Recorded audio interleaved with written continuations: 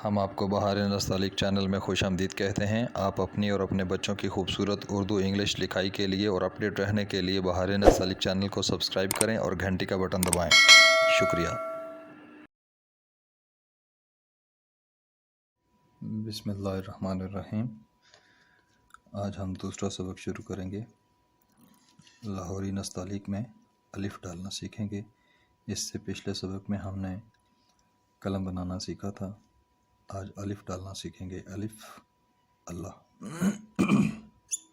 تو دیکھیں، سب سے پہلے ہم لائنیں لگاتے ہیں۔ لاہوری نستعلیق میں کیسے لائنیں لگاتے ہیں؟ سب سے پہلے ہم ایک لائن اوپر لگاتے ہیں، اس کے بعد اس کو قط سے میئر کر کے باقی کی 3 لائنیں لگاتے ہیں۔ اب قط کیا ہوتا ہے؟ قط یہ ہوتا ہے کہ یہ قلم کی موٹائی ہے، اتنا موٹا، یہ قلم کی جتنی موٹائی ہوگی وہ اس کا قط ہوگا، یا اس طرح سے۔ اس کا مطلب یہ ہے کہ اس قلم کے ساتھ میں میکسیمم اتنا موٹا لکھ سکتا ہوں اور منیمم اتنا پتلا لکھ سکتا ہوں۔ تو لاہوری نستعلیق میں ہم نے ان منیمم اور میکسیمم پیمائش کے اندر رہتے ہوئے ہم نے حروف بنانا سیکھنا ہے۔ تو ابھی الف ڈالنا ہے، تو الف ڈالنے کے لیے ہم پہلے دیکھتے ہیں کہ ہم نے قلم کیسے رکھنی ہے۔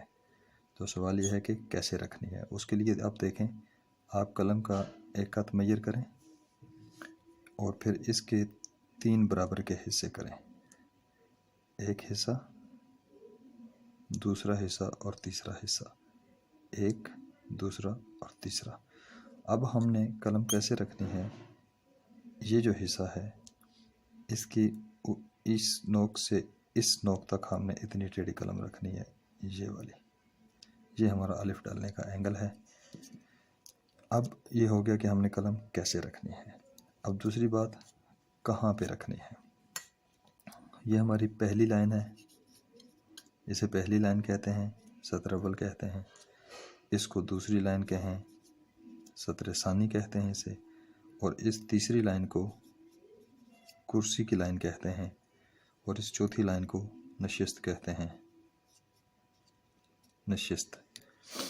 اب ہم نے قلم اس طرح سے رکھنی ہے اور دوسری لائن پہ رکھنی ہے۔ اور دوسری لائن پہ کہاں پہ رکھنی ہے؟ اس کا آپ آدھا قط یا آدھے سے تھوڑا سا زیادہ پونا قط جو ہے وہ آپ نے اوپر یہاں تک رکھنی ہے قلم، اس ڈائریکشن میں یہ آپ نے رکھ دی۔ اب رکھنے کے بعد اس کو آپ بالکل ایسے سیدھا نیچے کھینچ دیں، بالکل کھینچتے جائیں، ایسے کہ جیسے ایک رولر کے ساتھ ہم اس لائن کو کھینچ رہے تھے، اور اس کو پھر اٹھا لیا ہم نے۔ اب دیکھیں، اس کی یہ والی شکل کونے والی بنتی ہے، اور یہ اگر کم بھی کونے والی بنتی ہے تو بہت موٹی سی بنتی ہے۔ یہ بنیادی بچوں کے لیے ہے جو چھوٹے ڈالتے ہیں، جنہوں نے ابھی لکھنا نہیں سیکھا، لیکن پھر بھی ان کے لیے اچھا ہو جائے گا۔ اب ہم اس سے اچھی شکل الف کی بناتے ہیں، وہ کیا؟ اب ایک تو ہم نے قلم کیسے رکھنی تھی، اینگل سیکھا، دوسرا کہاں پہ رکھنی تھی، یہ سیکھا، لائن۔ اب تیسرا رکھنی کہاں پہ ہے۔ یہ جو رکھنے کا طریقہ ہے، قلم رکھی پھر چلائی، یہ قلم رکھنے کا طریقہ نہیں ہے۔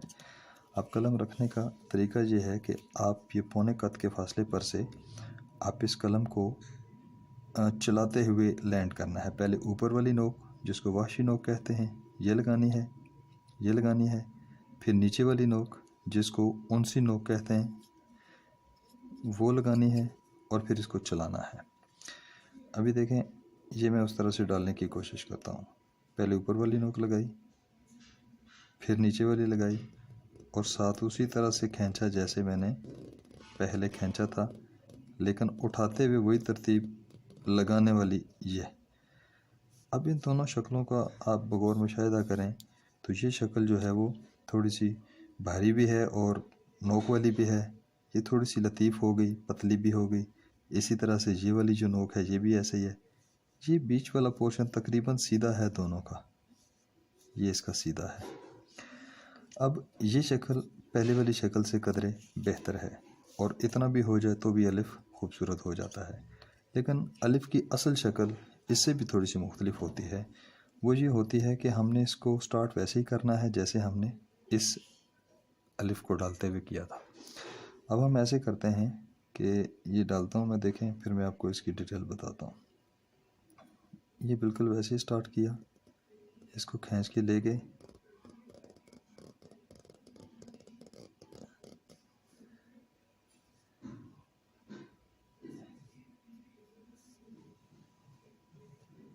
یہ الف کی اصل شکل ہے، یہ تھوڑی سی جاندار ہوگی، اور یہ جو اس کی کرو والی شکل بنی تھی یہ تھوڑی سی زیادہ بنتی ہے، اور یہ الف کی شکل تھوڑی سی دمدار سی ہوتی ہے۔ یہاں پہ ہلکا سا کرو اس طرح سے ہوتا ہے، یہاں پہ ہلکا سا اس طرح سے ہوتا ہے، بہت معمولی سا محسوس کروانے والا۔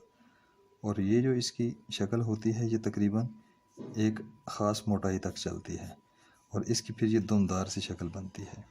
اب اس کو اگر آپ میئر کریں، دیکھیں میں نے آپ کو 3 حصے بتایا تھا، ایک لائن یہ، ایک حصہ یہ، اور یہ ایک حصہ، یہ دوسرا حصہ، اور یہ تیسرا حصہ۔ اب یہ تو ہوگی اس کی موٹائی، اس موٹائی کو کہتے ہیں 1/3، یعنی ایک قط کا تیسرا حصہ۔ اور اس کی اب لمبائی کتنی ہے؟ یہ چونکہ ہم نے اس کو پونا قط اوپر سے شروع کیا تھا، تو پونا قط یہ، پھر یہ دوسرا قط، یہ تیسرا قط، اور یہ چوتھا قط، یہ چونکہ 1.5 پہ آ گیا ہے اور یہ 1.25 پہ آ گیا ہے، تو یہ تقریباً ہمارا الف جو ہے وہ 3.25 قط میں پڑتا ہے، 3.25 قط میں پڑتا ہے۔ یہ ہمارا الف ہے۔ اب اس میں دیکھیں الف کی جو بنیادی بچے ہوتے ہیں ان کے ڈالنے کا طریقہ بھی میں نے آپ کو بتا دیا، اور جو ایوریج میں ڈال لیتے ہیں وہ بھی ایسے ہوتا ہے، ٹھیک ہوتا ہے۔ اور یہ الف کی اصل شکل ہوتی ہے، اس کا شروع اور مختلف ایک جیسا نہیں ہوتا ہے۔ اب اس میں ہوتا ہے ایسے ہے کہ اس میں تھوڑی سی جو اس میں لطافت آتی ہے، اس کی وجہ یہ ہوتی ہے کہ جب ہم قلم کو رکھ کر چلاتے ہیں تو ہم اس انگوٹھے سے اس انسی نوک کو تھوڑا سا نیچے کی طرف دباتے ہیں، بہت ہلکا سا۔ ابھی دیکھیں یہ ایسے ہوتا ہے، اگر آپ میرے انگوٹھے کی طرف دھیان دیں تو یہ بالکل ویسے ہی ہوگا، بہت معمولی سا۔